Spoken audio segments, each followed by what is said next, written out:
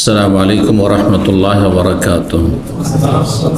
إن الحمد لله نحمده ونستعينه ونستغفره ونعوذ بالله من شرور أنفسنا ومن سيئات أعمالنا. من يهده الله فلا مضل له ومن يضلل فلا هادي له، وأشهد أن لا إله إلا الله وحده لا شريك له، وأشهد أن محمدا عبده ورسوله صلى الله تعالى عليه وعلى آله وصحبه وسلم تسليما كثيرا. يا أيها الذين آمنوا اتقوا الله حق تقاته ولا تموتن إلا وأنتم مسلمون. يا أيها الناس اتقوا ربكم الذي خلقكم من نفس واحدة وخلق منها زوجها وبث منهما رجالا كثيرا ونساء، واتقوا الله الذي تساءلون به والأرحام إن الله كان عليكم رقيبا. يا أيها الذين آمنوا اتقوا الله وقولوا قولا سديدا يصلح لكم أعمالكم ويغفر لكم ذنوبكم، ومن يطع الله ورسوله فقد فاز فوزا عظيما. أما بعد، فإن خير الحديث كتاب الله، وخير الهدي هدي محمد صلى الله عليه وسلم، وشر الأمور محدثاتها، وكل محدثة بدعة، وكل بدعة ضلالة، وكل ضلالة في النار. أعوذ بالله من الشيطان الرجيم. إنما وليكم الله ورسوله والذين آمنوا الذين يقيمون الصلاة ويؤتون الزكاة وهم راكعون. ومن يتولى الله ورسوله والذين آمنوا فإن حزب الله هم الغالبون. সম্মানিত ভাতৃমণ্ডলী, আল্লাহ রাব্বুল আলামিনের প্রশংসা এবং প্রিয় নবী সাল্লাল্লাহু আলাইহি সাল্লামের উপর অসংখ্য সালাত এবং সালামের পর আজ বৃহস্পতিবার 29শে জমাদাল উলা 1447 হিজরি মোতাবেক 20শে নভেম্বর 2025 আমাদের সাপ্তাহিক বিষয়ভিত্তিক আলোচনার বিষয়বস্তু মানুষের সুসম্পর্ক সম্পর্কে। আমরা সকলেই এক আদম থেকে, যেমন নবী সাল্লাল্লাহু আলাইহি ওয়াসাল্লাম বলেছেন, কুল্লুকুম মিন আদম ওয়া আদম মিন তুরাব, তোমরা প্রত্যেকেই আদম আলাইহিস সালাম থেকে পৃথিবীতে এসেছো।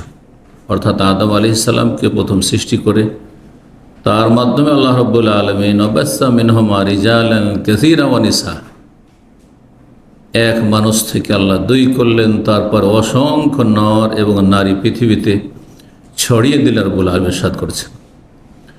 সুতরাং আমাদের যাদের সাথেই দেখা সাক্ষাৎ হচ্ছে, অথবা আদান প্রদান হচ্ছে, অথবা আশেপাশে বসবাস হচ্ছে, চলাফেরা হচ্ছে, সুসম্পর্ক শুধু বহাল রাখতে হবে না, বরং বৃদ্ধি করতে হবে।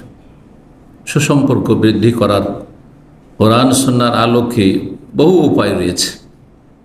আমরা তার 10টি উপায় নিয়ে আলোচনা করব, সুসম্পর্ক বৃদ্ধির উপায়। আজকাল অনেক মানুষ আলহামদুলিল্লাহ দিন জানা সহজ হয়ে গেছে বিভিন্ন মিডিয়ার কারণে, এবং দিনের যেসব সোর্সগুলি রয়েছে দিনের জ্ঞান অর্জনের জন্য, সেগুলি লব্ধ হওয়ার কারণে ইসলাম সম্পর্কে জানা সহজ হয়ে গেছে। সেটা কারো কথা শুনে হোক অথবা লেখাপড়া করে হোক, এত লিখনি, এত আলোচনা আর এত প্রচার প্রসার হয়তো কোনো যুগে ছিল না। দাওয়াতের কাজের চাইতে বেশি হয়েছে, কিন্তু এত মাধ্যম ছিল না যে দ্রুত গতিতে অল্প সময়ের ভিতরে এত বেশি আপনার পরিসরে ছড়িয়ে দেওয়া সম্ভব হবে। এগুলি আল্লাহ রাব্বুল আলামিনের নিয়ামত। যে নিয়ামতগুলি মানুষ যদি ভালো কাজে ব্যবহার করে তাহলে এর জন্য উত্তম প্রতিদান পাবে। আল্লাহ আমাদেরকে সকলকে তৌফিক দান করেন। কিন্তু আমলের ক্ষেত্রে দেখছি আমাদের বড়ই দুর্বলতা রয়েছে।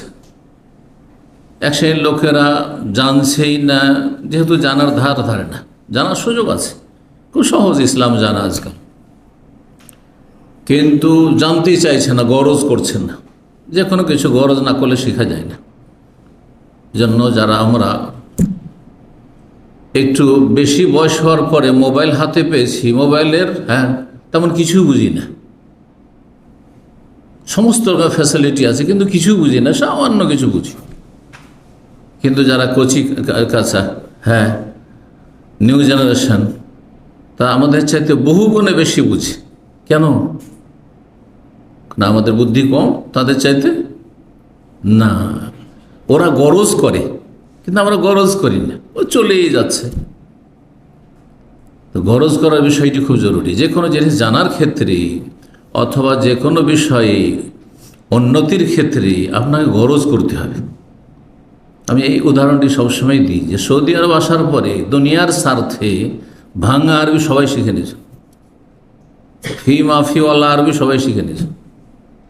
যে আরবিগুলো দিয়ে পয়সা ইনকাম করতে হয়, হ্যাঁ, সবচেয়ে ফুলুস সবাই জানে, কিন্তু ইসলামের আরকান, ইমানের আরকান আর এহসান আর তারপরে আরও যেসব ইসলামের মৌলিক বিষয় অধিকাংশ লোকই জানেন না, কারণ এটা হচ্ছে গরজ আর এটা গরজ নয়। সেই জন্য তো অনেকে গরজ করেন না, যার ফলে সুসম্পর্ক বৃদ্ধি করার জন্য না গরজ আছে, গরজ নেই তখন শিক্ষা নেই, শিক্ষা নেই তখন আমল নেই।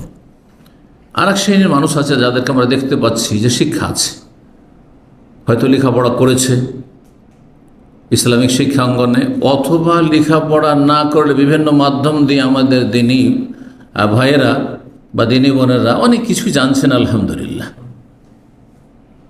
কিন্তু আমল করছেন না, বাস্তবায়ন করছেন না, যার ফলে সুসম্পর্ক নেই। অধিকাংশ ক্ষেত্রে আমাদের আকীদা এক, মানহাজ এক, মৌলিক বিষয়ের ক্ষেত্রে এক, এমনকি ফিকহি মাসলা তো হয়তো এক, সামান্য কিছু মাসলা মাসাইলে মত পার্থক্য আছে হয়তো, কিন্তু তারপর অন্তর্দ্বন্দ্বের শেষ নেই, দূরত্বের শেষ নেই, অভক্তির শেষ নেই, ভক্তি নেই, ভালোবাসা নেই, আন্তরিকতা নেই। কেন? তো সুসম্পর্ক বৃদ্ধি করার যে উপায়গুলি রয়েছে সেগুলি জানতে হবে, তারপরে সেগুলি পালন করতে হবে, আর তাহলেই তখন সুসম্পর্ক বহাল থাকবে এবং সেগুলি বৃদ্ধি পাবে। আল্লাহ যেন আমাদের সকলকে তৌফিক দান করে। কথা না বাড়িয়ে আমি এই পয়েন্টগুলি আপনাদের সামনে বলি, 10টি পয়েন্ট আজকে বলব, কিভাবে সুসম্পর্ক একজন অপরজনের সাথে বৃদ্ধি করবেন। আপনি আপনার ঘর থেকে শুরু করুন, স্বামী স্ত্রীতে যেই সম্পর্কটি এখন আছে এর চাইতে বেশি সম্পর্ক আমি গভীর করব। বাপ মায়ের ছেলে মেয়েদের সাথে যে সম্পর্ক রয়েছে এই সম্পর্ককে আরও বেশি অটুট মজবুত করব। ভাই বোনদের সাথে যে সম্পর্ক আছে, সবার আছে, কম থাকার বেশি এক সম্পর্ক আছে, কারোর সাথে কম আছে, কারোর সাথে বেশি আছে, কোনো পরিবারে বেশি সম্পর্ক ভালো আছে, কোনো পরিবারের সম্পর্কের অবনতি আছে, কিন্তু আছে। এই সম্পর্ককে কি করে বৃদ্ধি করতে পারবেন? তারপরে তখন ধীরে ধীরে দূরে যান, পাড়া প্রতিবেশী, আত্মীয় স্বজন, গ্রামবাসী, এলাকাবাসী, দেশবাসী বা বিভিন্ন দেশের মানুষ যাদের সাথে প্রবাস জীবনে থাকছেন, হ্যাঁ, একই রুমে একই বিল্ডিংয়ে থাকছেন, অথবা একই মসজিদে সালাত আদায় করছেন, একই কোম্পানিতে কাজ করছেন, কত দেশের মানুষ, তাদের ভাষা হয়তো বুঝেন না, কিন্তু তাদের সাথে চলাফেরা দেখা সাক্ষাৎ হচ্ছে, সুতরাং সেখানেও সুসম্পর্ক অত্যন্ত গুরুত্ব রাখে। সুসম্পর্ক দিয়ে যেটা হাসিল করা যায়, সম্পর্ক দুর্বল করে বা সম্পর্ক খারাপ করে কখনো হাসিল করা যায় না, যত আপনি শক্তিশালী হন না কেন।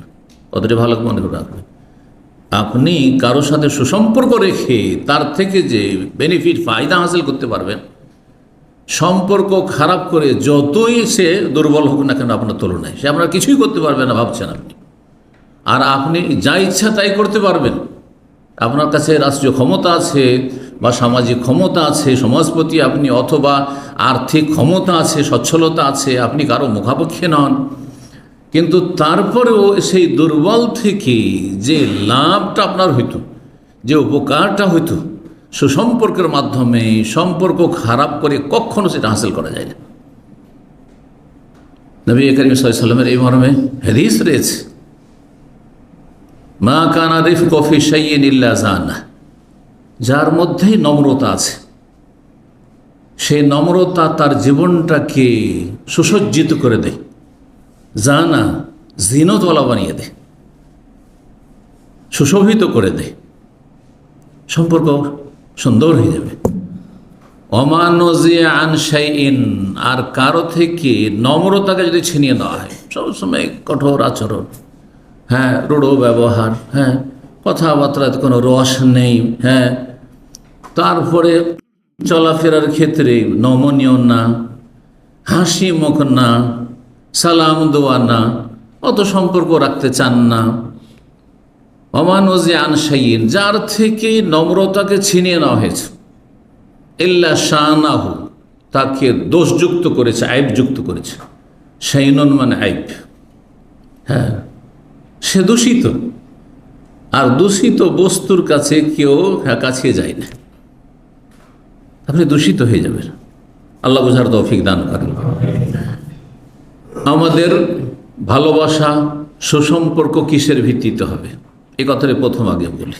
কোরআনে কারিমের আয়াতের আলোকে আল্লাহর সাথে সম্পর্কের ভিত্তিতে, আল্লাহ রসুল সাল্লাল্লাহু আলাইহি ওয়াসাল্লামের সাথে সম্পর্কের ভিত্তিতে, এবং আল্লাহ এবং রসুলের সাথে, আল্লাহর দ্বীনের সাথে যারা যত বেশি সম্পর্ক রাখে, তার সাথে তত বেশি আপনার সুসম্পর্ক হইতে হবে। এটি হচ্ছে সম্পর্কের মৌলিক বিষয় বা সম্পর্কের ভিত বলতে পারেন আপনি। আমি সম্পর্ক কিসের ভিত্তিতে রাখবো? যে কোনো মানুষের সাথে। আল্লাহর সাথে যার সম্পর্ক যত বেশি মজবুত, তার সাথে আমার সম্পর্ক তত বেশি মজবুত, এ মাপকাঠি থাকতে হবে। আল্লাহর পরে আল্লাহ রসুল সাল্লাল্লাহু আলাইহি ওয়াসাল্লামের সাথে যার সম্পর্ক যত বেশি, তার সাথে আমার তত সম্পর্ক বেশি। আল্লাহর দ্বীনের সাথে, দ্বীনের প্রতি আমল করার সাথে, দ্বীনের দিকে দাওয়াত দেওয়ার ক্ষেত্রে, দ্বীনের বাস্তবায়নের ক্ষেত্রে, দ্বীনের জ্ঞান অর্জন করার ক্ষেত্রে আল্লাহর দ্বীনের সাথে যার সম্পর্ক যত বেশি, তার সাথে আপনার আমার তত বেশি সম্পর্ক হবে। এই মাপকাঠিটা ঠিক থাকতে হবে, দুনিয়ার স্বার্থ নয়। কিন্তু আজকালকার সম্পর্কগুলি হয়ে গেছে সবগুলি হচ্ছে দুনিয়ার স্বার্থে, ইল্লা মান রাহিমাল্লাহ। তবে আল্লাহ যদি কাউকে বিশেষ রহমত দিয়ে ঢেকে নেন, আল্লাহ যেন আমাদেরকে রহম করেন, আমাদের জীবনে বরকত দান করেন, এবং আল্লাহর সন্তুষ্টির জন্য, রাসূলুল্লাহ সাল্লাল্লাহু আলাইহি ওয়াসাল্লামের সুন্নাহর অনুসরণের জন্য, এবং আল্লাহর দ্বীনের প্রতি আমল করা এবং দ্বীনের জ্ঞান অর্জন করা, দ্বীনের দিকে দাওয়াত দেওয়ার মাধ্যমে যে সম্পর্ক হয়ে থাকে, সেই সম্পর্ক রাখার তৌফিক দান করেন। রব্বুল আলামিন ইরশাদ করেছেন সূরা মায়েদার আয়াত 55 এবং 56-তে, ইন্নামা ওয়ালিয়্যুকুমুল্লাহ, নিশ্চয় আল্লাহ তোমাদের দোস্ত। অলি, অলির মেলাগুলি অর্থ হয়। অলি মানে অভিভাবক, পৃষ্ঠপোষক, অলি মানে বন্ধু, অলি মানে মালিক, আর সবগুলি আল্লাহ রাব্বুল আলামিনের ক্ষেত্রে প্রযোজ্য। তোমাদের পৃষ্ঠপোষক, তোমাদের বন্ধু একমাত্র আল্লাহ। ইন্নামা মানে এছাড়া কিছু নয়। আরবি গ্রামারের অর্থ বলছি, ইন্নামা যখন আসে কোনো আয়াতের ক্ষেত্রে বা কোনো একটি আরবি বাক্যের ক্ষেত্রে, মানে যে কথাটি বলছি এ ভিন্ন অন্য কিছু না। আল্লাহ তোমাদের বন্ধু এবং ওয়ারাসূলুহু, তার রাসূল সাল্লাল্লাহু আলাইহি ওয়াসাল্লাম তোমাদের বন্ধু, ওয়াল্লাযীনা আমানু, আর যারা মুমিন মুসলিম তারা তোমাদের বন্ধু। কোন মুমিন মুসলিম? আল্লাযীনা ইয়াকিমুনাস সালাহ, যারা সালাত কায়েম করে, নামাজি বেনামাজি নয়। ওয়ায়ুতুনাজ যাকাত, ফরজ আদায় করে। সালাত আর যাকাতের কথা বলে অন্যান্য ফরায়েজের দিকে আল্লাহ ইঙ্গিত করে দিয়েছেন, কারণ কোরআন হচ্ছে সংক্ষেপে। এই নয় যে রোজা রাখবে না তার সাথে বন্ধুত্ব থাকবে, যেহেতু কোরআনের আয়াতে নামাজ আর যাকাতের কথা শুধু আছে না। এই দুটো উদাহরণ দিয়ে আল্লাহ ইঙ্গিত। এইরকম অনেক ফরজ জীবনে রয়েছে, মুসলিম জীবনে অনেক কাবিরা গুনাহ রয়েছে, সেগুলিতে বেঁচে থাকতে হবে। অনেক ফরজ ওয়াজিবাত রয়েছে, সেগুলি আদায় করতে হবে। যারা করে তারা তোমাদের বন্ধু। ওয়াহুম রাকিউন, এবং তারা ঝুঁকে যায় আল্লাহর বিধানের সামনে। যারা আল্লাহর বিধানের সামনে ঝুঁকে যাবে, তারা আকীদার ক্ষেত্রেও আল্লাহর বিধানের সামনে ঝুঁকে যাবে, আল্লাহর ওহীর সামনে, এবং ইবাদত বন্দেগীর ক্ষেত্রেও আল্লাহর বিধানের সামনে ঝুঁকে যাবে। আখলাক, চরিত্র, আদান প্রদান, মামলাতের ক্ষেত্রেও আল্লাহর বিধানের সামনে ঝুঁকে যাবে।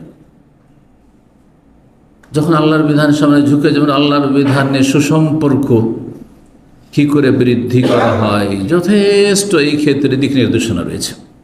হেদায়েত নামা রয়েছে। আল্লাহ আমল করার তৌফিক দান করে। তারপরে মহান আল্লাহ বলছেন আয়াত নম্বর 56 সূরা মায়েদার, ওমাইয়াতাওয়াল্লাল্লাহ ওয়া রাসূলুহু ওয়াল্লাযীনা আমানু, যারা আল্লাহর সাথে ভালোবাসা রাখবে আর তার রাসূল সাল্লাল্লাহু আলাইহি ওয়াসাল্লামের সাথে ভালোবাসা রাখবে আর মুমিনদের সাথে ভালোবাসা রাখবে, ফাইন্না হিজবাল্লাহ হুমুল গালিবুন। এর অর্থ হচ্ছে তারাই হচ্ছে আল্লাহর দল, তারাই হচ্ছে আল্লাহর জামাত, তারাই হচ্ছে আল্লাহর পার্টি, হুমুল গালিবুন, এবং তারাই বিজয়ী। সবসময় তারাই বিজয়ী, তারাই সম্মানিত। আল্লাহর দল যদি হয়ে যেতে পারেন, আর আল্লাহর দল হওয়ার জন্য ওমাইয়াতাওয়াল্লাল্লাহ ওয়া রাসূলুহু ওয়াল্লাযীনা আমানু, যারা আল্লাহকে ভালোবাসে, রাসূলকে ভালোবাসে এবং ঈমানদার হয়েছে, আল্লাহর দ্বীনের প্রতি বিশ্বাসী হয়ে যায় এবং সেটাকে মেনে নেয়, সাদরে গ্রহণ করে নেয়, এর নাম হচ্ছে ঈমান। শুধু বিশ্বাস না, বিশ্বাসের সাথে মেনে নেওয়ার নাম হচ্ছে ঈমান। ফাইন্না হিজবাল্লাহুল গালিবুন, তো জেনে রাখো যে এরাই হচ্ছে আল্লাহর দল, আর আল্লাহর দল হচ্ছে সবসময় বিজয়ী। পরাজিত হয়েও, বাহ্যিক হয়তো ক্ষমতার ক্ষেত্রে পরাজিত হইতে পারে, হ্যাঁ, হার মানতে পারে, কিন্তু তারাই বিজয়ী রব্বুল আলামিনের কাছে। কারণ অনেকে মনে করেন যে দুনিয়ার ক্ষমতার ক্ষেত্রে যদি হেরে গেল তো পরাজিত। না না, যারা আল্লাহর দ্বীনের জন্য কাজ করে তারা দুর্বল হলেও পরাজিত না। কারণ আল্লাহ ছাড়া কারো সামনে ঝুঁকে না, আল্লাহ ছাড়া কারো গোলামি করে না, আল্লাহ ছাড়া কাউকে সেজদা করে না, আল্লাহর আদেশ নিষেধ ছাড়া, হ্যাঁ, চোখ বন্ধ করে কোনো মানুষের আদেশ মানে না। যদি কোনো মানুষের আদেশ মানতে হয় তাহলে আল্লাহ এবং রাসূলের আদেশের আওতাভুক্ত হয়ে মানতে হবে। জি, এখন 1 নম্বর পয়েন্ট বলি সুসম্পর্ক বৃদ্ধি করার জন্য, সেটি হচ্ছে মানুষের সাথে পরিচিতি, তাআরুফ, পরিচিতি লাভ করবেন, পরিচয় দেবেন, পরিচয় নেবেন। দেখেন সমাজে যারা বাস করে, পাড়া প্রতিবেশী, 2 শ্রেণীর মানুষ দেখবেন। কিছু লোক আছে মানুষকে এড়িয়ে চলে, যাদেরকে আমরা বলি অসামাজিক লোক। হ্যাঁ, এরা সামাজিক না, সোশ্যাল না। আর কিছু লোক আছে খুব সামাজিক, মসজিদে যারা আসে তাদের সাথে দেখা সাক্ষাৎ, পরিচয়, রাস্তাঘাটে যাদের সাথে দেখা হয় দেখা সাক্ষাৎ, পরিচয়, নিজের পরিচয় দেওয়ার চেষ্টা করে অন্যদের সাথে পরিচিত হবে। কিন্তু এই পরিচয় দিতে গিয়ে আবার অহংকার প্রদর্শন না হয়, আবার এটা উদ্দেশ্য নয়। এক কথায় মানুষের সাথে পরিচিত হওয়া আর মানুষের সাথে চলাফেরা করা, মুআশারাতুন নাস, মানুষের সাথে মেলামেশা করা, দেখা সাক্ষাৎ করা, চলাফেরা করা, হ্যাঁ, এক ঘরে না হয়ে থাকে। নীরব সবসময়, আপনি কারোর সাথে কথা বলছেন না, আপনি কাউকে সালাম দিচ্ছেন না, আপনি হ্যাঁ কারোর সাথে দেখা সাক্ষাৎ করতে চাইছেন না, মানুষকে এড়িয়ে চলছেন আপনি, এমনটা যেন না হয়। এটি মানুষের প্রকৃতির পরিপন্থী।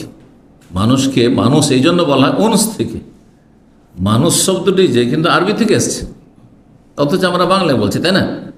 মানুষ শব্দটির আসল হচ্ছে ইনস থেকে বা উনস থেকে। উনস থেকে মানুষ মানে যে অন্যের সাথে সম্পৃক্ত হতে চায়, পরিচিত হতে চায়, উনসিয়াত রাখতে চায়। আর এখান থেকে ইনসান, ইনসান, ইনস, হ্যাঁ, এইখান থেকে হচ্ছে মানুষ।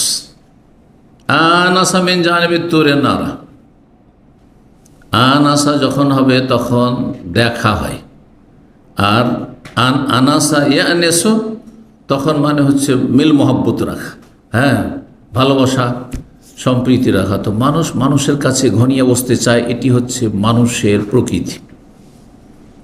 যেখানে আপনার ভাষাভাষী কেউ নেই এমন জায়গায় যদি যান, এমনকি আমরা যখন এয়ারপোর্টে যাই, কোনো জায়গায় সফর করছি, তখন আমরা চারিদিকে শুধু দেখি যে যেখানে আমরা ওয়েট করছি আমার মতো কোনো লোক পাচ্ছি কি না, আমার মনের মতো লোক পেলে সে সকল সুরাতের দিক থেকে হোক অথবা ভাষার দিক থেকে হোক, হ্যাঁ, জানার চেষ্টা করি যে এটা আইডিয়া যে এটা আমার ভাষাভাষী হইতে পারে, হ্যাঁ, উপমহাদেশের লোক হইতে পারে, বা হ্যাঁ বাংলাভাষী হইতে পারে, অথবা আমার মতো এশিয়ান হইতে পারে।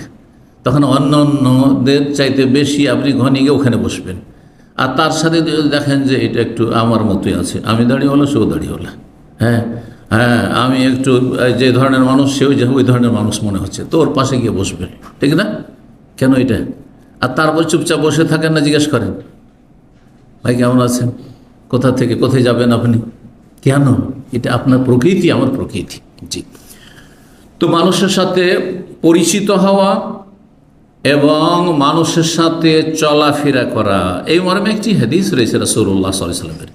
এই হাদিসটির দুটো ব্যাখ্যা করা হয়েছে। একটি ব্যাখ্যা খুব প্রসিদ্ধ, কিন্তু আর একটি ব্যাখ্যা আজকে হয়তো নতুন শুনবেন, অনেকের জন্য নতুন। প্রসিদ্ধ হাদিস সহিহ বুখারীর, বলছেন নবী সাল্লাল্লাহু আলাইহি ওয়াসাল্লাম, আল আরওয়াহু জুনুদুম মুজান্নাদা, মানুষের রূহগুলি হচ্ছে সম্মিলিত সেনাবাহিনীর মতো। মানুষের যত আত্মা রয়েছে এগুলি হচ্ছে আরওয়াহুন, আল আরওয়াহু জুনুদুন মুজান্নাদা, সম্মিলিত সেনাবাহিনীর মতো। জুনুদ সেনাবাহিনী, মুজান্নাদা একত্রিত, সম্মিলিত সেনাবাহিনী যেমন শক্তিশালী থাকে, ওই রকম হচ্ছে রূহগুলি। একসাথে যদি তারা থাকে একবার সম্মিলিত হয়ে, আর এক অন্তর নিয়ে যদি কাজ করে, তাহলে তো বিজয় আসন্ন। আর যদি আপোষে সেখানে দ্বন্দ্ব হয়ে যায়, সেনাবাহিনীতে ফাটল ধরেছে, সেনাবাহিনীতে যদি ফাটল ধরে যায় তাহলে কোনো সময় বিজয় হাসিল হবে? নিজেরা তো নিজের মধ্যে আপোষে যুদ্ধের মতো পরিস্থিতি তৈরি করে তার আপনার শত্রুর বিরুদ্ধে কি লড়াই করবে? আল আরওয়াহু জুনুদুম মুজান্নাদা ফামা তাআরাফা মিনহা ইতালাফ, যদি এই রূহগুলির পরিচিতি হয়, একজনের আরেকজনের সাথে, এক রূহের আরেক রূহের সাথে, এক ব্যক্তির আরেক ব্যক্তির সাথে যদি পরিচিতি ঘটে, তাহলে ইতালাফা, তাহলে তাদের মধ্যে সম্প্রীতি গড়ে ওঠে, ভালোবাসা গড়ে ওঠে, মিল মহব্বত তৈরি হয়। অমা তানাকারা মিনহা, আর যদি অপরিচিত থেকে যায়,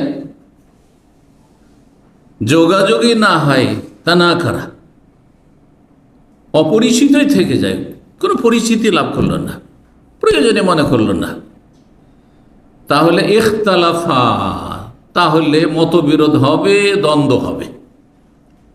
এই হাদিসের প্রসিদ্ধ যদি ব্যাখ্যা, সেটি হচ্ছে আলামে আরওয়াহ, রূহের জগতে আল্লাহ রাব্বুল আলামিন যে রূহগুলিকে প্রথম সৃষ্টি করেছেন, দুনিয়ায় আসার আগে, দুনিয়া আসার আগে রূহকে আল্লাহ কি করেছেন? সৃষ্টি করেছেন। তারপর আদম আলাইহিস সালাম সৃষ্টি করলেন, তারপরে মানুষ ধীরে ধীরে আসতে শুরু হইল, দুনিয়াতে পয়দা হইতে শুরু হইল। তো এরা একসাথে এই রূহগুলি রূহের জগতে আলামে আরওয়াহতে ছিল।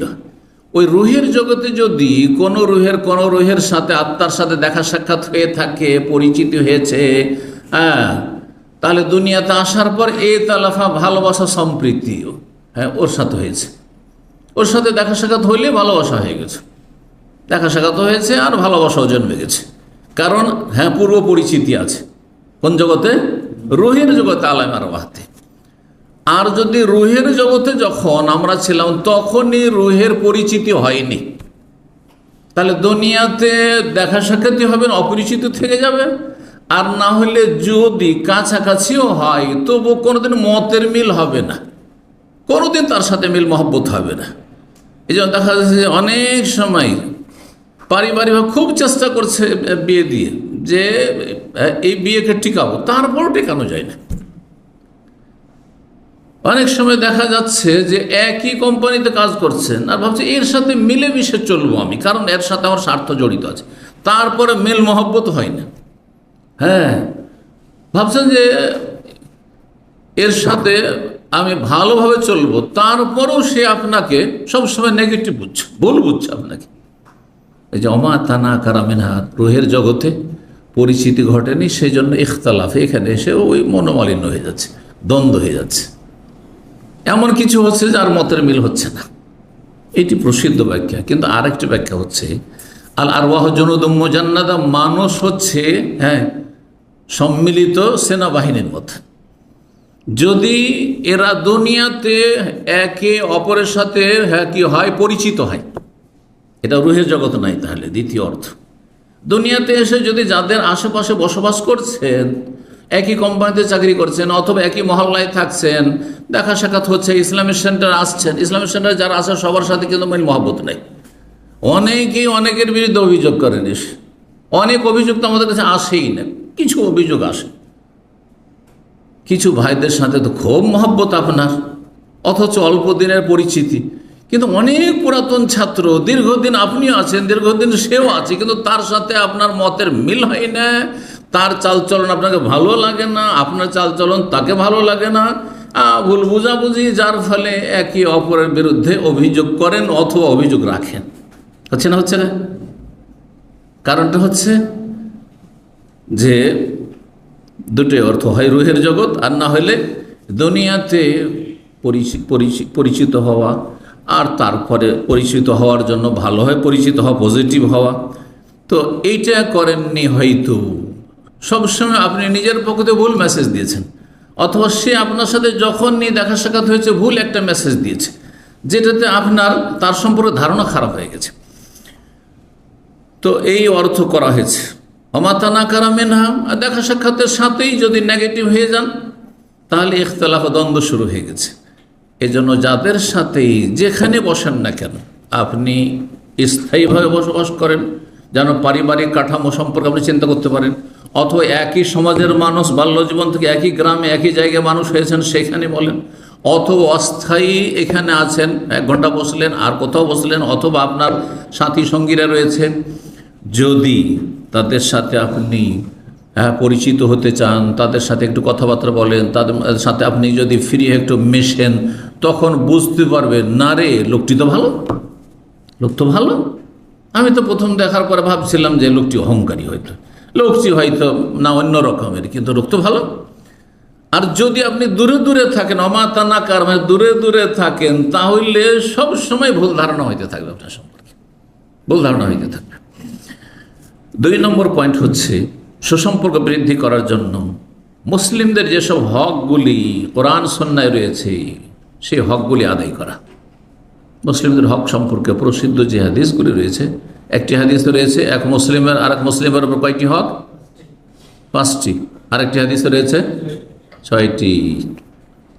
হাক্কুল মুসলিম আলাল মুসলিমে খামসুনের হাদিস একটি, আরেকটি লিল মুসলিম আলাল মুসলিমে সিত্তুন বিল মারুফ, একজন মুসলিমের একজন মুসলিমের উপর 6টি সচরাচর অধিকার রয়েছে। এই হাদিসগুলির উপর আমল করতে হবে। এই হাদিসগুলোর উপর কী করতে হবে? আমল করতে হবে। আপনাকে কেউ দাওয়াত দিল, আর আপনি কখনো দাওয়াত নিচ্ছেন না, আপনার সময় নেগেটিভ ধারণা হবে না? হবে না? একবার না হয় ওজোর হইতে পারে, বারবার ওজোর। হ্যাঁ, আচ্ছা, আপনার গ্রামে যেখানে বাস করছেন সেখানে কোনো মানুষ মারা গেছে, আর আপনি জানাই যায় যান না, তা আপনার ভুল ধারণা হবে, সম্পর্ক খারাপ হবে না? সম্পর্ক খারাপ হবে। আপনার সাথে দেখা সাক্ষাৎ হচ্ছে, সালাম দিচ্ছেন না আপনি, অথবা সালাম নিচ্ছেন তো মুখ ভারী করে, হ্যাঁ, তাহলে সম্পর্ক খারাপ হবে না? সব খারাপ হবে। কদিন সালাম দেবে? মানুষের স্বভাব হচ্ছে যে 2 দিন 3 দিন সালাম দেবে, হয়তো খুব ভালো মানুষ হলে তারপর দেখবে না রে এ তো কখনো সালাম দেয় না, তো এর মধ্যে একটা অহংকার আছে, সিনিয়রিটি আছে, সুতরাং না। তখন যদি আপনার মনে এরকম খারাপই না থাকে, তবু সে হীনমন্যতায় ভুগবে আর তারপরে আপনার থেকে কেটে পড়বে। তো মুসলিমদের হকগুলি সুন্দরভাবে আদায় করার চেষ্টা করতে হবে। রাসূলুল্লাহ সাল্লাল্লাহু আলাইহি ওয়াসাল্লামের হাদিস, এক হচ্ছে সালাম কি করা, হ্যাঁ, সালামের জবাব দেওয়া একটি হাদিস রয়েছে, আর এক হাদিসে কিন্তু সালামের জবাব দেওয়ার কথা নেই, ওতে আছে ইযা লাকিতাহু ফাসাল্লিম, সাক্ষাতে হলে সালাম দাও। তাহলে সালাম দেওয়া মুসলিমের হক, আর সালামের জবাব দেওয়া মুসলিমের হক, যদিও সালামের জবাব দেওয়া ওয়াজিব আর সালাম দেওয়া হচ্ছে সুন্নাতে মুআক্কাদা। আর যেই ব্যক্তি আগে সালাম দিতে পারে সে বেশি ভালো, আল্লাহর কাছে বেশি প্রিয় আল্লাহর কাছে। ওয়া খায়রুহুমাল্লাযী ইয়াবদাউ বিসসালাম, রাসূলুল্লাহ বলছেন 2 জনের মধ্যে ভালো ওই মানুষ বেশি যে আগে সালাম দিতে পারে। কখনো ভাববেন না যে আমি আগে সালাম দিলাম তো ছোট হয়ে গেলাম, রবের কাছে আপনি বড় হয়ে গেলেন, হ্যাঁ, রবের সন্তুষ্টি হাসিল করলেন। আর যে কখনো সালাম দিতে চান কৃপণতা করে, অথবা ও সালাম দিকে আমি কেন দেব, অনেকে হীনমন্যতে ভোগে, দাড়ি নেই তো ভাবে যে দাড়িওয়ালা, হ্যাঁ, এটা আরব দেশের রোগ এটা। আর আমাদের দেশে আলহামদুলিল্লাহ অন্যরকম আছে খানিকটা। আমাদের দেশে আছে কি, দাড়িওয়ালা লোকদেরকে যারা দাঁড়িয়ে রাখে না তারাই সালাম দেয়, যে ওরা হ্যাঁ যখন ধার্মিক তো ওদেরকে সালাম দেয়। কিন্তু অনেক হ্যাঁ আরও রয়েছে তাদের ধারণা যে দাড়িওয়ালা মানুষ, হ্যাঁ, ও সালাম দেব আমাকে, কারণ ও হীনমন্যতায় ভুগছে যে আমি যেহেতু এটা রাখি না সেই জন্য হয়তো আমাকে সালাম দিল না। এই রোগের কারণে ওরা সালাম দিতে চায় না। দেখা যায় মসজিদের ইমাম সালাম দিচ্ছে সাধারণ লোকদেরকে, কিন্তু আমাদের দেশে মসজিদের আবার আর এক রোগ আছে ওখানে। মসজিদের ইমাম যদি বেদাতি মৌলবি মাওলানা হয় আমাদের দেশের, তাহলে কখনো জনগণকে সালাম দিবে না। ও মনে করে যে সালাম পাওয়াটা আমার অধিকার। তবে সেই আকিদার যারা কোরআন সুন্নাহ অনুসারী আহলুল হাদিস, আলহামদুলিল্লাহ, যদি সত্যি আহলে হাদিস হয় আকিদা আমলে, তাহলে সালাম নেবেও এবং দেব। এই নয় যে আমি আলেম সেই জন্য কখনো সালাম দেব না। কারণ আমি প্রবেশ করছি, আপনার এখানে আপনার আগে থেকে বসে আছে, তো আমার উচিত হবে সালাম দেওয়া, আমার উচিত হবে সালাম দেওয়া। তবে কেউ যদি সালাম দিয়ে দেয় তার আগে সেটা ভিন্ন বিষয়, সে আরও ভালো কাজ করবে। অসুস্থ মানুষের যদি খোঁজ খবর না নেন, সম্পর্ক ভালো হবে না খারাপ হবে? আর যদি খোঁজ নেন, আপনার আত্মীয় না, স্বজন না, কিচ্ছু না, শুধু একটু পরিচিতি, হ্যাঁ মসজিদে দেখা সাক্ষাৎ, ইসলামিক সেন্টারে দেখা হয়, শুনেছেন যে অসুস্থ, আর খোঁজ নিতে চলে গেছেন। অথবা টেলিফোন করেছেন, ভাই কেমন আছেন, শুনলাম অসুস্থ। মহব্বত বাড়বে না বাড়বে না? সুসম্পর্ক বৃদ্ধি হবে। জি, অথচ তার পয়সা খরচ হলো না, আপনি 1 পয়সা চিকিৎসার জন্য দিলেন না, ওই যে খোঁজ খবরটা নিয়েছেন, ওতেই সম্পর্ক ভালো হয়ে গেছে। এইরকমই যে সব হকগুলি রয়েছে, বিস্তারিত সেগুলি দিয়ে যাচ্ছি না।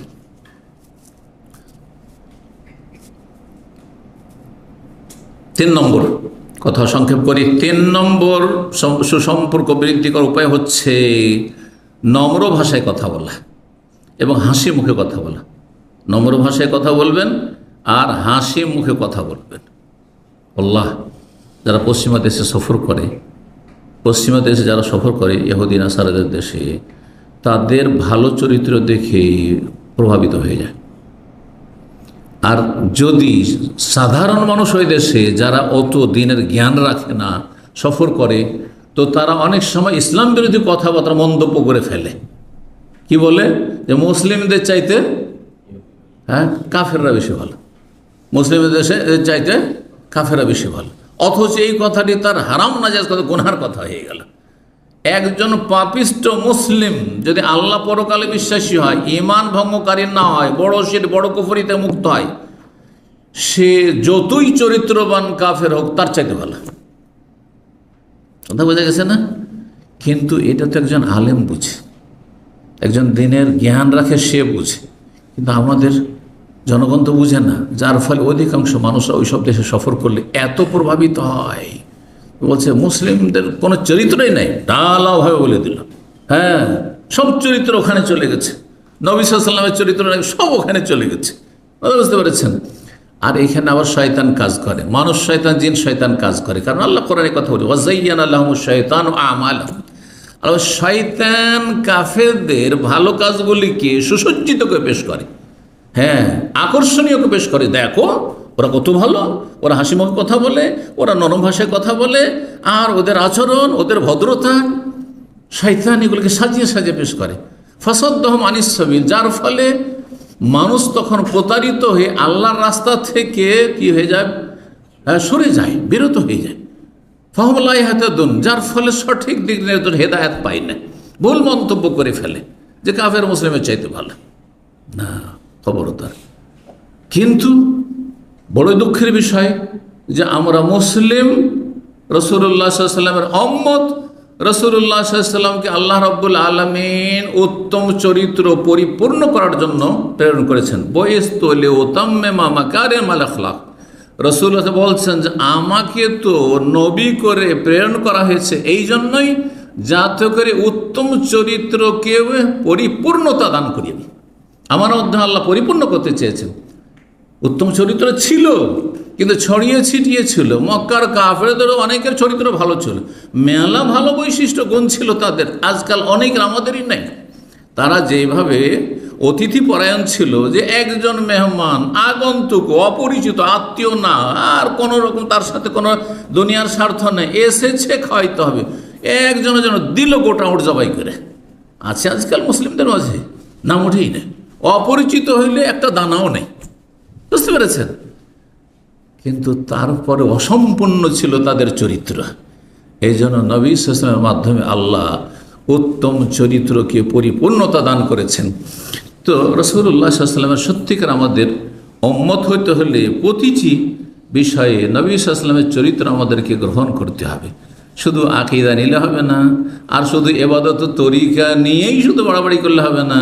হ্যাঁ, শুধু নামাজটা ঠিক করলে হবে না, আখলাক চরিত্র ঠিক করতে হবে, আদান প্রদান ঠিক করতে হবে, জবানটা ঠিক করতে হবে, ওয়াদা ঠিক করতে হবে। আর যেসব আপনার বৈশিষ্ট্য, মানুষের বাহ্যিক এবং আভ্যন্তরীণ বৈশিষ্ট্য রয়েছে ভালো মানুষ হওয়ার জন্য, শুধু বাহ্যিক বৈশিষ্ট্য দিয়ে ভালো মানুষ হয় না, মনটাও ভালো হইতে হবে তার আগে। মন ভালো হলে তখন কথাবার্তা ভালো হবে। মন যত বেশি ভালো হবে তত বেশি বাহ্যিক ভালো আমলগুলি আরও শক্তিশালী হবে, সুন্দর হবে। আর মন যদি খারাপ থাকে তার সাথে ভালো আচরণ, এটা হচ্ছে অ্যাক্টিং করা, টেম্পোরারি, লাস্টিং করবে না। ওইটা স্বার্থ কেটে পড়লে তখন আপনি একবারে বোধ চরিত্রের হয়ে যাবেন। আজকাল অধিকাংশ মানুষ এইরকমই, কিন্তু যতদিন আপনার স্বার্থ আছে, এত ভালো মানুষ, ওর মতো ভালো মানুষ দুনিয়াতে দেখেননি আপনি। কিন্তু যখন স্বার্থ কেটে পড়েছে, এত খারাপ মানুষ দুনিয়াতে আমি পাইনি। হচ্ছে না? কারণ এই যে ইটা ছিল তার, হ্যাঁ, চরিত্র ভালো, ভালো আচরণটা ছিল, দুনিয়ার খাতিরে ছিল সেই জন্য। কিন্তু ভিতর থেকে হইলে সবসময় সেটা হইতো। শত্রুর সাথেও ভালো আচরণ হইতো, তার সাথে সম্পর্ক একসময় ছিল, এখন নেই। তার মানে এই নয় যে তার রাত দিন গীবতে লেগে যাব আর তার মানহানি করব, তাকে ছোট করার চেষ্টা করব, তার সাথেও আমি ইনসাফ নাই আচরণ করব। আল্লাহ বুঝার তৌফিক দান করেন। তো নরম ভাষায় কথা বলা এবং হাসি মুখে কথা বলা, আল্লাহ রাব্বুল আলামিন সূরা ইসরা, সূরা বনী ইসরা আয়াত নম্বর 53 ইরশাদ করেছেন, ওয়াকুল্লি ইবাদি, আল্লাহ বলছেন, হে নবী, আমার বান্দাদেরকে, মানুষকে বলে দাও, কি বলে দাও? ইয়াকুলুল্লাতি হিয়া আহসান, তারা বেশি ভালো কথা যেন বলে। আল্লাহু আকবার। শুধু ভালো কথা বলেননি, কি বলেছেন? আহসান, যেটা বেশি ভালো কথা, সেটা আপনি আপনার স্ত্রীর সাথে বেশি ভালো কথা যদি বলেন, আপনার ছেলে মেয়েদের সাথে যেটা সবচেয়ে বেশি ভালো কথা সেটা যদি বলেন, বাপ মায়ের সাথে যেটা বেশি ভালো সেটা যদি আচরণ করে, ভালো কথা বলেন, তাহলে সম্পর্ক ভালো হবে না? স্ত্রী ভালোবাসবে না? স্বামীর সাথে যদি স্ত্রী বেশি ভালো কথা বলে তো সেই স্বামী ভালোবাসতে বাধ্য। জি, আল্লাহ বুঝার তৌফিক দান করেন। আত্মীয় স্বজনদের সাথে, পাড়া প্রতিবেশীর সাথে, যাদের সাথে দেখা সাক্ষাৎ চলাফেরা হচ্ছে, বেশি ভালো ভাষায় যদি কথা বলেন, সে কখনো আপনার বিরুদ্ধে যেতে পারে না, কখনো সে আপনার খারাপই চাইতে পারে না, সবসময় আপনার দরদি হিতাকাঙ্ক্ষী হবে। জি, আল্লাহ যেন আমলের তৌফিক দান করেন। ওয়াকুল্লি ইবাদি ইয়াকুলুল্লাতি হিয়া আহসান, বেশি ভালো কথা বলিও, কারণ শয়তান সব সময় ওত পেতে আছে। ইন্নাশ শায়তানা ইয়ানজাগু বাইনাহুম, শয়তান আপোষে লড়াবার চেষ্টা করে। শয়তান সবসময় ভুল মেসেজ দেওয়ার চেষ্টা করে। ভালো চলছেন তারপরও নেগেটিভ কথা মগজে দেওয়ার চেষ্টা করে শয়তান। ইন্নাশ শায়তানা ইয়ানজাগু বাইনাহুম, সব সময় সুযোগ নিয়ে আছে কি করে সম্পর্ক খারাপ করা যায়। ইন্নাশ শায়তানা কানা লিল ইনসানি আদুওয়াম মুবিনা, কারণ শয়তান মানব জাতির প্রকাশ্য শত্রু, আর শত্রু কখনো আপনার ভালো চাইবে না, আপনার কল্যাণ চাইবে না। সুতরাং সতর্ক, সাবধান।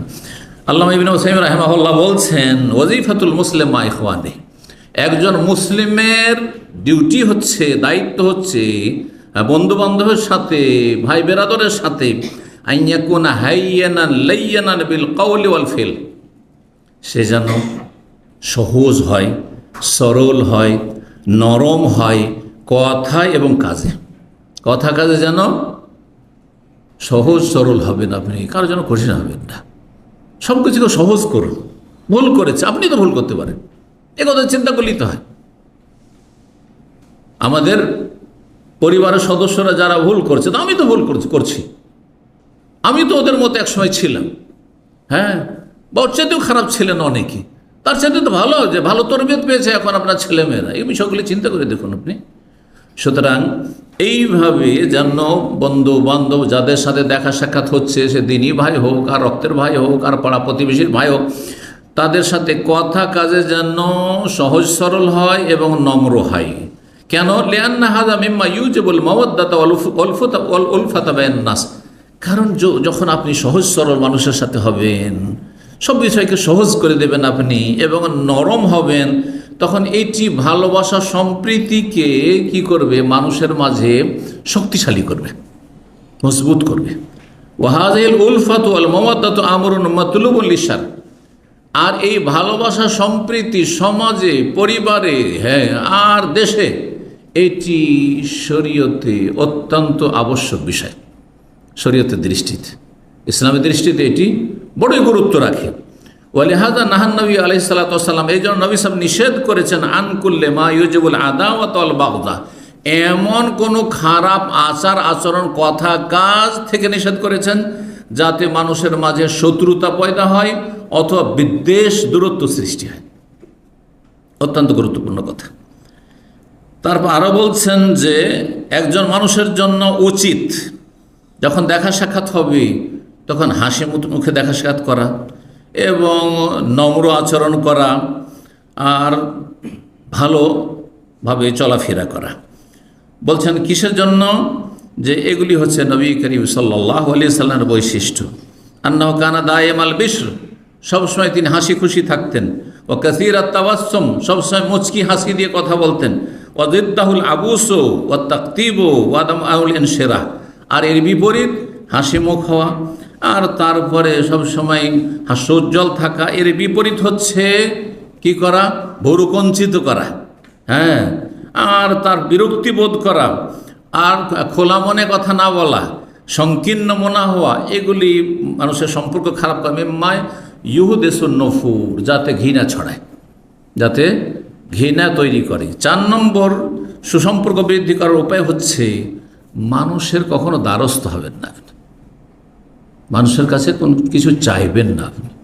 তাআফফুফ আনিস সওয়াল, সেটা সাহায্য চাওয়া হোক, ভিক্ষা চাওয়া হোক, অথবা কোনো রকমের সহযোগিতা চাওয়া হোক, আর্থিক না হোক, হ্যাঁ, সময় চাইছেন, হ্যাঁ, আর তারপরে শ্রম চাইছেন আপনি, হ্যাঁ, বলছেন যে ভাই আপনার তো গাড়ি আছে, চলেন একটু আমাকে পৌঁছে দেন, ভাই আপনার তো গাড়ি আছে, চলেন একটু আমাকে এয়ারপোর্ট পৌঁছে দেন, ভাই গাড়ি আছে তো এইটা করে দেন, ওটাও করবেন না।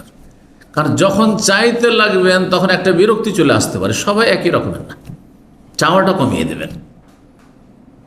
এমনকি ধার চাওয়া, যারা জীবনে ধার চান না তারা যেখানে বসবাস করেন না কেন, কেউ আপনাকে ছোট করতে পারবে না যে কোনো দিন আমার কাছে ধার চেয়েছিল, অথবা সে ধার নিয়েছে আর তারপরে বিলম্ব করেছে, বলার সুযোগই না, আমি ধারই নিইনি, ঠিক কিনা? শুধু সাহায্য চাওয়া নয়, বরং আপনি ধার কর্জাও চাইবেন না। আপনার যদি প্রয়োজন থাকে আর আপনার কাছাকাছি মানুষ হয়, ঘনিষ্ঠ মানুষ হয়, তাহলে আপনার প্রয়োজন উপলব্ধি করবে এবং তার অনুভূতিতে নাড়া দেবে যে এই লোকটি তো জীবনে তার অভাবের কথা প্রকাশ করে না, আমি একটু খোঁজ নিয়ে দেখি কিভাবে চলে, এত ছেলে মেয়ে নিয়ে কীভাবে চলে, অথবা এইভাবে অল্প বেতনে কীভাবে চলে, কি অবস্থায় আছে তারপর অসুস্থ মানুষ, তার চিকিৎসা হচ্ছে কি হচ্ছে না, কোথা থেকে হচ্ছে, নিজেই খোঁজ নেবে। আল্লাহ রব্বুল আলামিন যিনি রিজিক দাতা, তিনি আপনার সাহায্য সহযোগিতার জন্য কাউকে নিয়োজিত করে দেবেন, কারো কলবকে, অন্তরকে আপনার দিকে ঝুঁকিয়ে দেবেন যে সে আপনার খোঁজ খবর নেবে। এরকম কোয়ালিটি যখন হয়ে যাবে তখন আল্লাহ এটাই করবেন। কিন্তু মানুষের থেকে অভাব মুক্ততা প্রকাশ করতে হবে। আমি কারো মুখাপেক্ষী না, আমি কারো কাছে নিজের প্রয়োজনের কথা বলি না। এই মর্মে একটি হাদিস রয়েছে সুনান ইবনে মাজাহ, এবং আল্লাহ আলবানী রাহিমাহুল্লাহ সিলসিলা সহিহা যে তার রয়েছে, তার 944 নম্বরে হাদিসটিকে সহি বলেছেন। নবী সাল্লাল্লাহু আলাইহি ওয়াসাল্লাম বলেছেন, ইজহাদ ফিদ দুনিয়া ইউহিব্বুকাল্লাহু আযজা ওয়া জাল, তুমি দুনিয়া বিমুখ হয়ে যাও, মানে আখিরাতমুখী হয়ে যাও।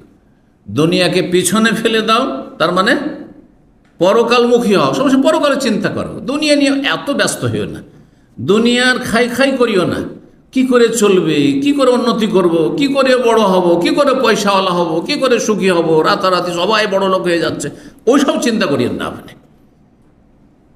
ইজহাদ ফিদ দুনিয়া, দুনিয়া বিমুখ হন আপনি, আখিরাতমুখী হন, জহুদ যেটিকে বলা হয়। তাহলে কি হবে? ইউহিব্বুকাল্লাহু আযজা ওয়া জাল্লা, আল্লাহ তোমাকে ভালোবাসবেন, আল্লাহর ভালোবাসা পেয়ে যাবে। আল্লাহর ভালোবাসা কিভাবে পাবে বলে দেন নবী সাল্লাল্লাহু আলাইহি ওয়াসাল্লাম। মানুষের ভালোবাসা কি করে পাবে? দ্বিতীয় পয়েন্ট বলছেন, ওয়াজহাদ ফিমা আইদিন নাস ইউহিব্বুকান নাস, আর মানুষের কাছে যা কিছু আছে তা থেকে তুমি বিমুখ হয়ে যাও। আপনি কোটিপতি, আমার নেই, কিন্তু সেই জন্য আমার প্রয়োজন, আমার অভাব, আমার গরজ আপনার সামনে পেশ করব না, আপনার রবের কাছে, আমার রবের কাছে পেশ করব না। এইরকম যখন হয়ে যাবেন, ইউহিব্বুকান নাস, মানুষ আপনাকে ভালোবাসবে, মানুষ ভালোবাসবে। এটা পরীক্ষিত। আল্লাহর কাছে চাইলে আল্লাহ সন্তুষ্ট হন।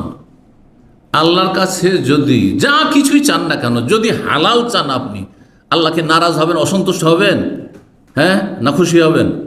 যত চাইবেন তত বেশি আল্লাহ খুশি হবেন।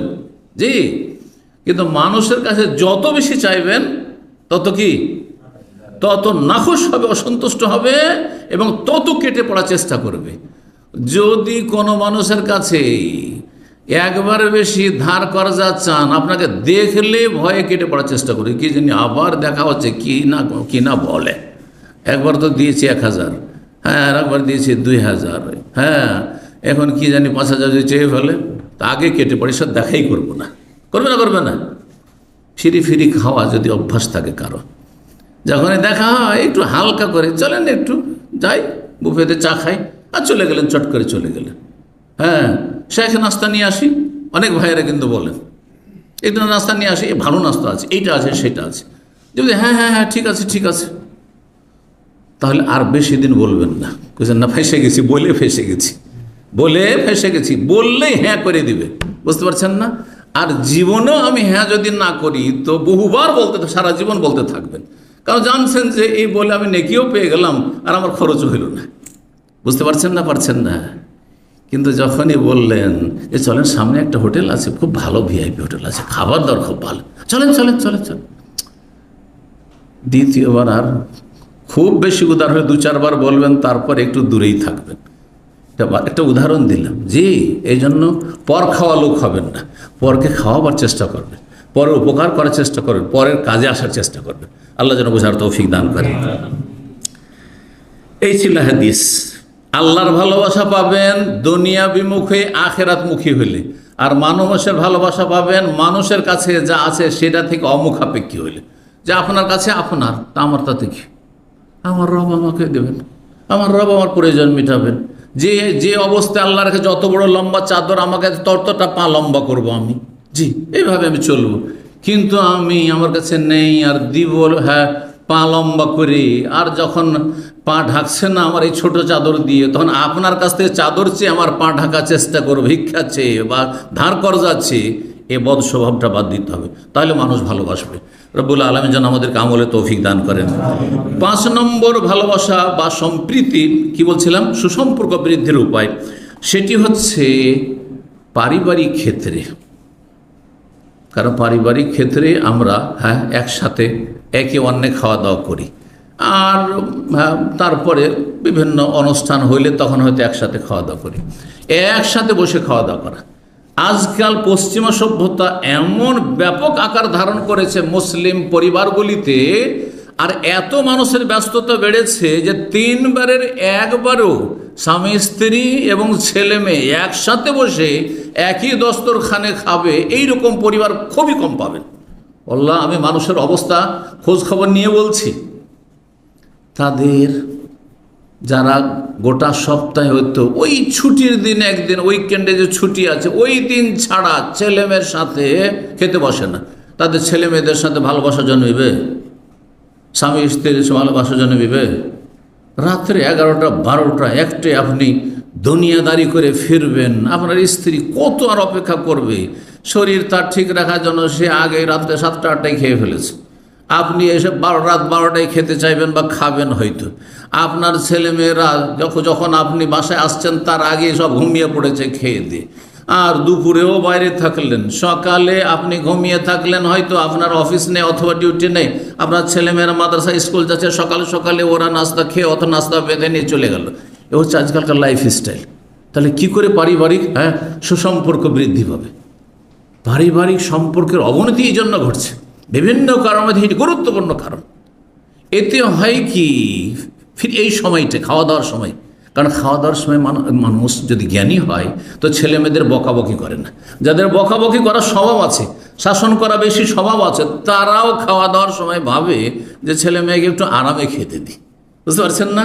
এই সময়টাই ভালোবাসা আদান প্রদানের সময়।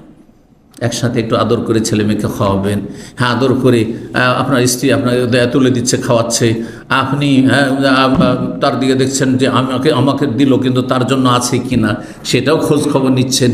এর মাধ্যমে সুসম্পর্ক বৃদ্ধি পাবে। এই জন্য রাসূলুল্লাহ সাল্লাল্লাহু আলাইহি ওয়াসাল্লামের হাদিস রয়েছে, সেই হাদিসটি আপনাদেরকে শোনাবো। তার আগে একজন ইমাম কালা বাজি একজন ইমাম ছিলেন, তিনি বলছেন আল মুওয়াকালাতু আওকাদু আসবাবিল উলফা, একসাথে বসে খাওয়া দাওয়া ভালোবাসা সম্প্রীতি বৃদ্ধি করার গুরুত্বপূর্ণ একটি কারণ। এক প্লেটে বসে যদি খান আর কথা বলছেন, খাচ্ছেন, যেমন আরবদের ট্রেডিশন, এটা কিন্তু ভালো, কিন্তু নষ্ট করা চলবে না। আবার এটা দিক ভালো, একসাথে বসে খাওয়া ভালো একই প্লেটে, কিন্তু এত বেশি খাবার নিলেন যে অর্ধেক বা তার বেশি নষ্ট করে ফেলে দিলেন, তাহলে তখন হারাম নাজায়েজ কাজ করেন আপনি। নাহা রাসূল আনি যাতিল মাল, ধন সম্পদ নষ্ট করতে রাসূলুল্লাহ সাল্লাল্লাহু আলাইহি ওয়াসাল্লাম নিষেধ করেছেন। অল্প করে নেন, যতটা খেতে পারবেন চারজনে ততটা রাখেন প্লেটে, আর নাহলে তার চাইতে কম করে নেন, লাগলে আবার উঠিয়ে নেবেন, আর একসাথে বসে খান। সেপারেট প্লেটে খাওয়ার চাইতে উত্তম। আচ্ছা, আর যদি সেপারেট প্লেটও খাওয়া হয় কিন্তু একই জায়গায় দস্তরখানে বসে আশেপাশে খাচ্ছেন, এইটাও মোটামুটি চলে।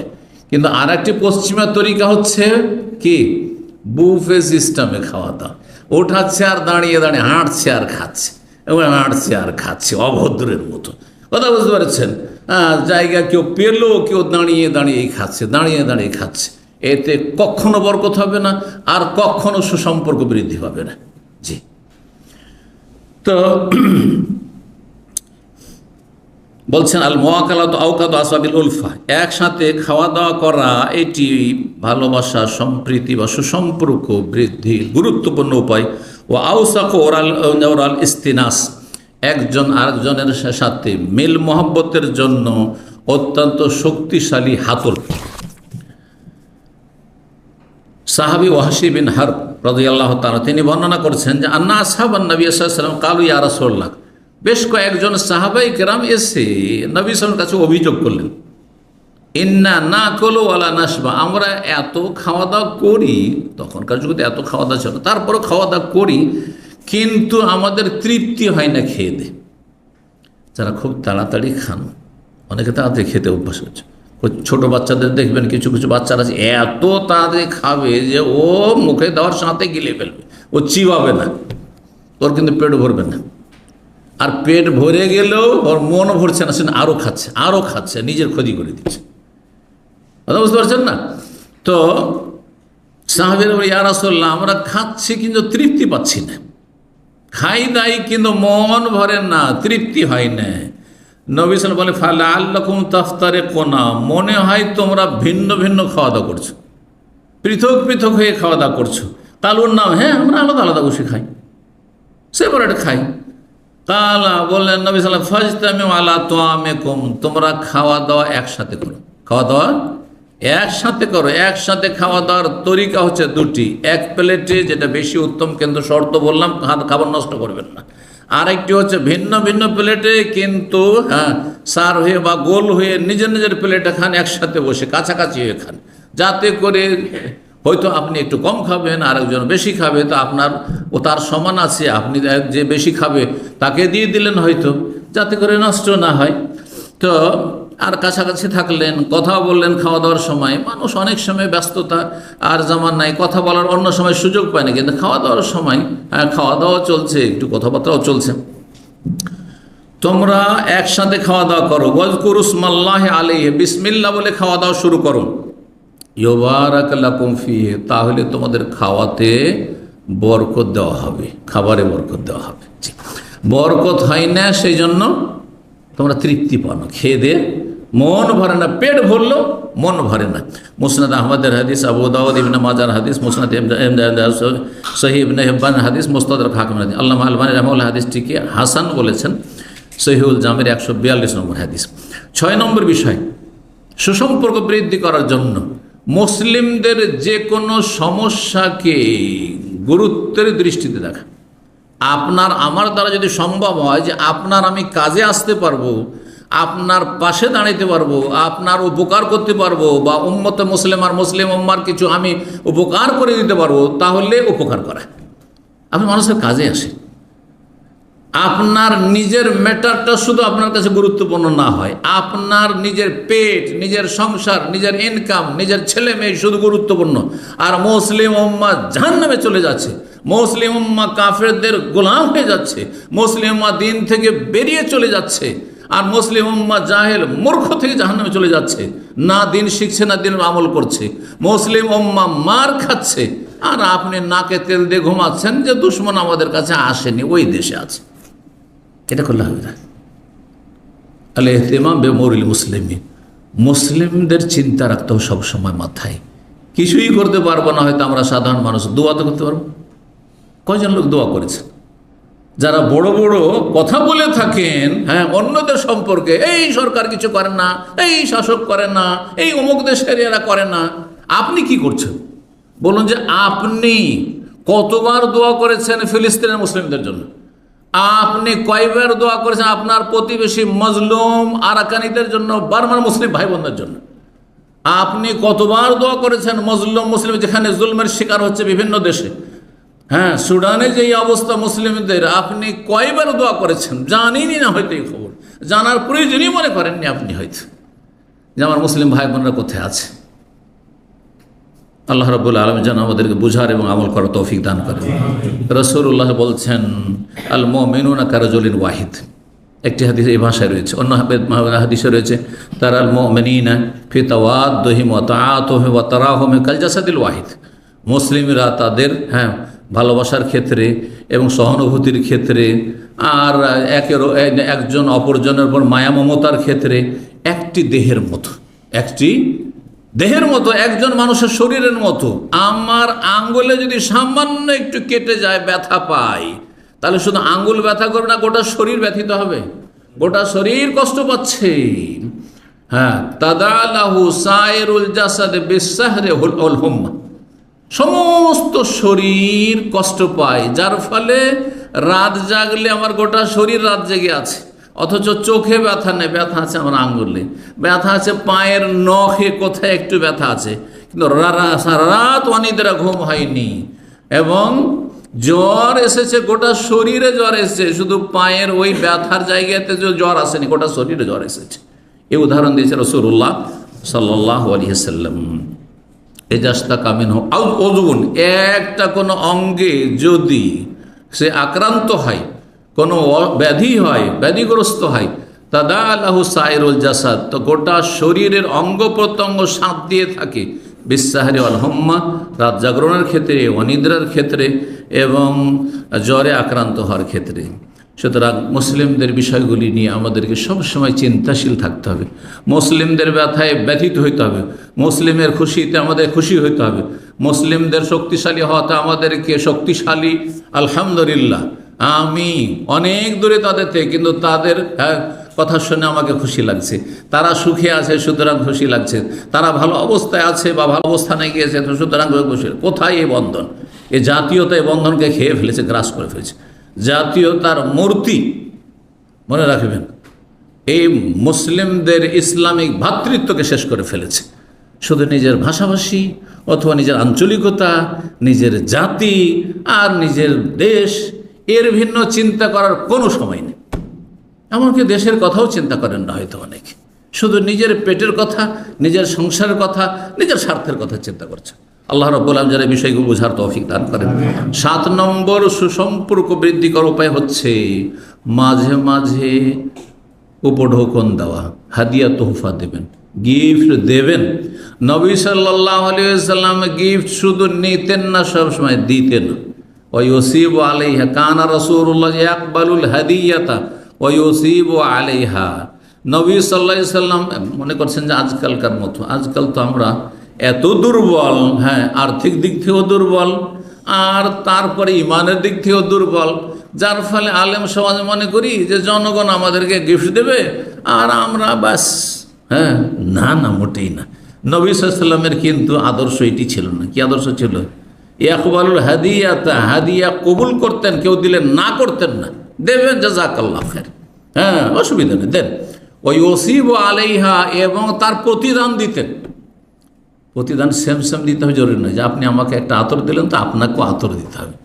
যেমন আমরা গ্রাম অঞ্চলে দেখেছি, আত্মীয়দের কেউ যদি একটা শাড়ি দেয়, একটা লুঙ্গি দেয়, তো ওদের যখন মেহমান আসলে ওদেরকে একটা লুঙ্গি দিতে হবে। বিয়ে খেতে গেলে পয়সা দিতে হবে, কত টাকা দিল রে লিখে রাখে রে, কারণ ওদের বিয়ে লাগবে ওদের অতটাই দিব। না না না, এইটা তরিকা না, এটা তরিকা না। তরিকা হচ্ছে যে আমি আমার জায়গা থেকে যেটা দিতে পারবো। উদাহরণ দিই, হয়তো আমাকে হাদিয়ে দিলেন আপনি, আমি আপনাকে হাদিয়ে দিতে পারলাম না, কিন্তু আর একদিন একটা আপনার ভালো উপকার করে দিলাম, হ্যাঁ, ভালো পরামর্শ দিলাম, আপনাকে একটা ক্ষয়ক্ষতি থেকে বাঁচিয়ে দিলাম, অথবা আপনাকে একদিন দাওয়াত দিলাম, হ্যাঁ খাওয়াইলাম, হ্যাঁ এক কাপ চা খাওয়াইলাম, হ্যাঁ ভালো ভাষা বললাম, ওয়াসিবু আলাইহা হইল। কোরআনে কারীমে আল্লাহ রাব্বুল এই দিক নির্দেশনা দিয়েছেন সূরা নিসাতে, ওয়াইদা হাইয়াতুম বিতাহিয়াতিন ফাহাইয়ু বিআহসানা মিনহা আও রুদ্দুহা। যদি তোমাদেরকে তাহিয়া দেওয়া হয়, এই আয়াতের তাফসীর অনেকে মনে করে শুধু সালাম না, সালামও এবং তার সাথে হাদিয়া উপঢৌকন। যদি তোমাদেরকে হাদিয়া উপঢৌকন দেওয়া হয় তাহলে ফাহাইয়ু বিআহসানা মিনহা, তার চাইতে ভালো হাদিয়া দেওয়ার চেষ্টা করো। আপনাকে যদি 10 টাকার কেউ হাদিয়া দেয় 10 রিয়ালের, তাহলে আপনি তাকে 12 রিয়াল, 15 রিয়াল, 20 রিয়াল দেওয়ার চেষ্টা করেন। যদি না দিতে পারেন আর উদ্দুহা, সমান সমান দেন, মোটামুটি ও 10 রিয়ালে দিয়েছে আপনিও 10 রিয়াল দেওয়ার চেষ্টা করেন। তাও যদি না দিতে পারেন, নবী সাল্লাল্লাহু আলাইহি ওয়াসাল্লাম বলেছেন যে তোমাদের কাউকে যদি কেউ হাদিয়া উপঢৌকন দেয়, উপহার দেয়, তাহলে ফাকাফিউহু, তাহলে তার বদলা প্রতিদান দাও। ফাইনলাম তাজিদু মা তুকাফিউহু, যদি বদলা না দিতে পারো, অভাব আছে। হ্যাঁ, অনেক সময় দেখা যাচ্ছে কোনো বড় ব্যক্তি কিন্তু অর্থের দিক থেকে বড় না, আলেম মানুষ, হ্যাঁ, তাকে অনেকই হাদিয়া দেয়। এখন এক একজন করে যদি যত লোক হাদিয়া দেয় আমি দিতে লাগি, তো আমার তো জুটবেই না, কোথা থেকে জুটবে তাহলে, তাই না? তো নবী সাল্লাল্লাহু আলাইহি ওয়াসাল্লামের দিক নির্দেশন কি, ফাদউ লাহু, যদি না দিতে পারো তাহলে তার জন্য দোয়া করে দাও। আর সবচেয়ে ভালো দোয়া, সংক্ষিপ্ত দোয়া, জাযাকাল্লাহু খায়রান, যেটাকে অনেকে হালকা মনে করছে। আপনি যতটা করলেন তার চাইতে অনেক অনেক খায়রান, মানে উৎকৃষ্ট আল্লাহ যেন বদলা দেন। আপনি শুধু দুনিয়া, আপনি 10 টাকার হাদিয়া দিলেন আপনি হয়তো, কিন্তু আমি দুনিয়া এবং আখিরাতের দোয়া দিলাম হয়তো।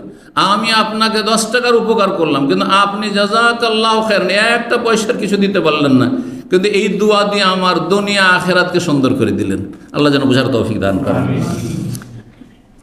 নবী সাল্লাল্লাহু আলাইহি ওয়াসাল্লামের হাদিস আল আদাবুল মুফরাদ, ইমাম বুখারী রাহমাহুল্লাহর কিতাব রয়েছে, তাতে রয়েছে তাহাদাও তাহাব্বু, তোমরা একে অপরকে কি করো, হাদিয়া দাও, উপহার দাও, তাহলে ভালোবাসা সম্প্রীতি বৃদ্ধি পাবে, বাড়বে। আলবানী রাহমাহুল্লাহ হাদিসটিকে হাসান বলেছেন, ইরওয়াউল গালিলের 1601 নম্বর হাদিস।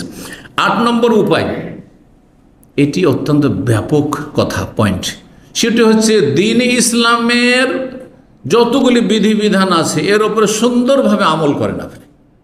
আকীদার ক্ষেত্রে, ইবাদত বন্দেগীর ক্ষেত্রে, আখলাক চরিত্রের ক্ষেত্রে, মানুষের সাথে লেনদেন ব্যবসা বাণিজ্যর ক্ষেত্রে, বিবাহ শাদীর ক্ষেত্রে, চলাফেরার ক্ষেত্রে, দৈনন্দিন ধার কর্জা নেওয়া দেওয়ার ক্ষেত্রে আপনি কি করেন, দ্বীন ইসলামের বিধিবিধান মোতাবেক আমল করেন। যত বেশি আমল করবেন তত সুসম্পর্ক বৃদ্ধি পাবে, তত বেশি সুসম্পর্ক বৃদ্ধি পাবে।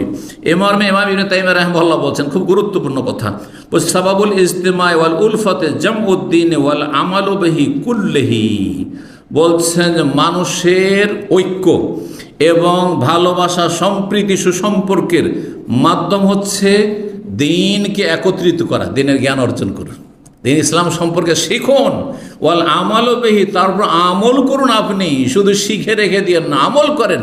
জানছেন যে নবী সাল্লাল্লাহু আলাইহি ওয়াসাল্লামের চরিত্র হচ্ছে নম্রতা, ফাবিমা রাহমাতিল লিনতা লাহুম, তিনি কর্কশ ভাষী ছিলেন না, তিনি নিষ্ঠুর ছিলেন না, তিনি বিশ্বজাহানের জন্য রহমত ছিলেন।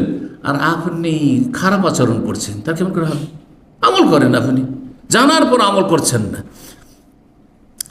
তারপরে আল্লাহ বলছেন, সে আয়াত নিয়েছেন ইমাম ইবনে তাইমিয়া রাহিমাহুল্লাহ, গুরুত্বপূর্ণ একটি আয়াত, সূরা মায়েদার আয়াত নম্বর 14, বলছেন আল্লাহ যে ফানাসু হাজ্জাম মিম্মা যুক্কিরু বিহি, মানব জাতিকে যে উপদেশ দেওয়া হয়েছিল, বিশেষ করে ইহুদিদের ক্ষেত্রে আয়াত নাযিল হয়েছে। ইহুদিদেরকে যে উপদেশ দেওয়া হয়েছিল তাওরাতে, সেগুলি তারা উপেক্ষা করেছিল, মানে আমল ঠিকভাবে করেনি। আজকাল মুসলিম অধিকাংশ বেআমল, আমল করে না। আকীদা, ইবাদত, আখলাক সব ক্ষেত্রে আমল করে না। মুসলিম সমাজের চোর, মুসলিম সমাজের বেঈমান, মুসলিম সমাজের অধিকাংশকে ধার দেন, পার্টনারশিপ ব্যবসা করেন, টাকা পয়সার আমানত দেন, তো খেয়ানত করে ফেলবে, 9কে 6 করে ফেলবে, 6কে 9 করে ফেলবে। যেখানে স্বার্থ আছে সে স্বার্থ নিজের হাসিল করবে, আরাম হালাল কোনো তমিজ নেই। আল্লাহ বলছেন যখন তারা উপেক্ষা করেছিল মা যুক্কিরু বিহি, আল্লাহর উপদেশকে, ফাগরাইনা বাইনাহুল আদাওয়াত ওয়াল বাগদা ইলা ইয়াউমিল কিয়ামাহ, তাদের মাঝে আমি শত্রুতা বিদ্বেষ তৈরি করে দিয়েছিলাম। আল্লাহু আকবার। তাহলে বোঝা গেল যে মানুষ যখন শরীয়তের উপর আমল না করে তখন আপোষে আল্লাহ কী করেন? হ্যাঁ, শত্রুতা তৈরি করে দেন। আপনার স্ত্রী বেহায়া বেপরদা চলবে, আপনি কোথাও অন্য জায়গায় আপনি খারাপ সম্পর্ক রাখছেন, আপনি অবৈধ সম্পর্ক রাখছেন, আর স্ত্রীকে চোখের আড়ালে রাখছেন, আপনি হারাম রিলেশন রাখছেন, অথবা আপনার স্ত্রী, অথবা আপনি বিভিন্নভাবে আপনি আমল করছেন না, বাড়িতে পারিবারিক যে আচার আচরণ হবে সেটা করছেন না, তখন আল্লাহ আপোষে কী করেন? শত্রুতা বিদ্বেষ সৃষ্টি করে দেন।